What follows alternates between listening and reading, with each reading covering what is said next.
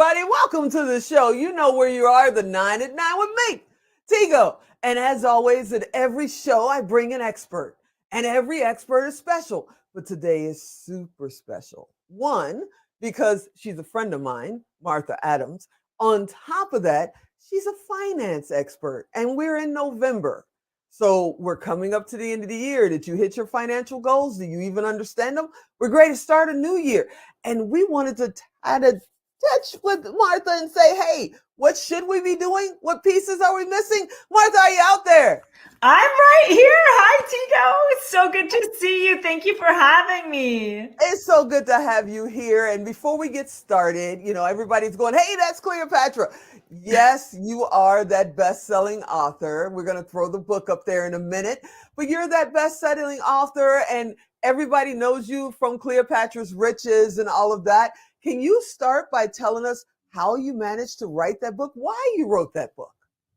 Well, my why really was making the financial conversation accessible, approachable, and applicable to more people. That's exactly what I did in my boardroom as an independent wealth manager. And so I wanted to make my boardroom accessible to more people. And that's exactly why I wrote Cleopatra's Riches, so that we could connect to a more meaningful conversation around riches in our lives. Okay, so yes, for years you were working with corporations probably all over the world. I can imagine, I can see you in the boardroom having people just leaning forward in their chairs going, oh my God, she's talking to me. What made you decide to change that path? Because you could have done that. You were very successful. What made you say, you know what? I'm missing a mass audience that needs this information. Why did you take that risk and step out and do that? You bring up a really good point. I was very comfortable in my boardroom. It became a very safe space for me. But I recognized that it wasn't about me. It wasn't about me. It was through me. And so it then became my responsibility, a beautiful responsibility to make a difference. And that's why I left the comfort of my boardroom to bring this conversation to more people. And a lot of people are watching this. Some people are starting their entrepreneurial journey. Some have been doing this for quite some time. They've gotten into their comfort zone. They're happy. They know they could do this or do that. And they're going, Maybe they have family. Maybe they have kids. You're a mom. You took that risk. What would you say to someone else who says, I know I could be serving a much bigger audience. I'm just scared to step out there. What would you tell them? I think there's a difference between being scared and being afraid. Being scared is what can be a fleeting feeling, right? It's temporary. Fear is something that is more concrete. It then controls our thoughts and our actions.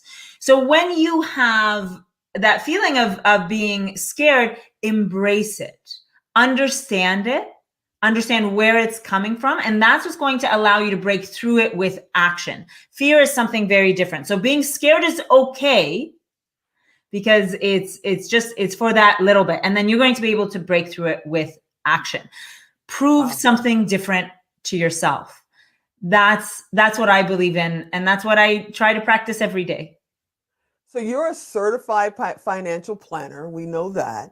And there's a lot of people out there that are in your field, but you're focused on the missing piece, that missing piece in finance. What is the missing piece other than, Tigo needs more money in her pockets? We're not talking about that today. What is the missing piece in finance that you're focused on? Well, the missing piece is really in our own human experience around money.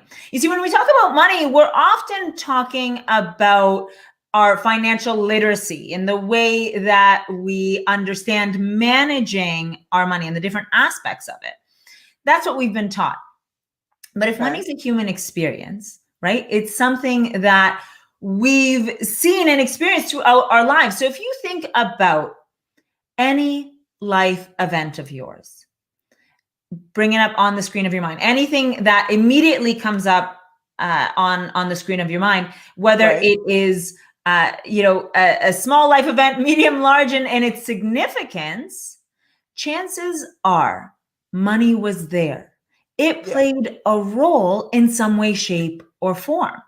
And with that came your emotional associations. And so when we simply focus on financial literacy, we really are removing the most important piece, right? Which has become the missing piece, which really is our emotional intelligence around money in our life. When we include that, we bring ourselves back into the conversation. Okay, so speaking about back into the conversation, if everybody, you guys know me, I keep it real. So my parents literally were sharecroppers when they were kids, okay? Mm-hmm. They were labor workers their entire lives. So they didn't even trust banks. My father trusted the cookie jar more than he trusted a bank. Yeah. So how did you break away from generations of being told, oh no, you don't want to invest. You don't want to worry about financial plan. Just live paycheck to paycheck and you'll be okay. How do you break your mindset of going, no, there's got to be a better way? Mm-hmm. That is such a great question, because we can do that using one word: empathy. Empathy for yourself and for the characters in your story. Now that comes through understanding. Okay. So you've got to understand where the messages that you received came from, and where their messaging came from. So when your father was sharing that with you, how were his emotional associations built? Now, when you understand that, when you have empathy for yourself and you have empathy for the characters in your story, you can now invoke the most powerful idea, which is your power of choice. So now you can choose what serves you and perhaps release then what doesn't. And you can do that with gratitude for what you've learned in the process. This is how you change the game. Wow. Now, I've got to ask, I always ask this question, is it ever too soon? Is it ever too late? Are you too young or too old? What's the perfect age, or is there one for learning, finance? Yeah. The perfect time is now.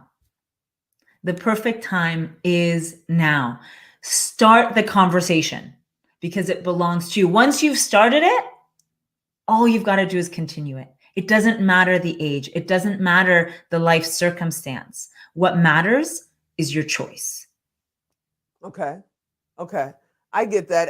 Alan's already put up the 2-minute warning. It's like, I know he's cutting us short. I know he is. But before we run out of time and he cuts us off, for people that are out there driving or walking, listening to this, how do they find you?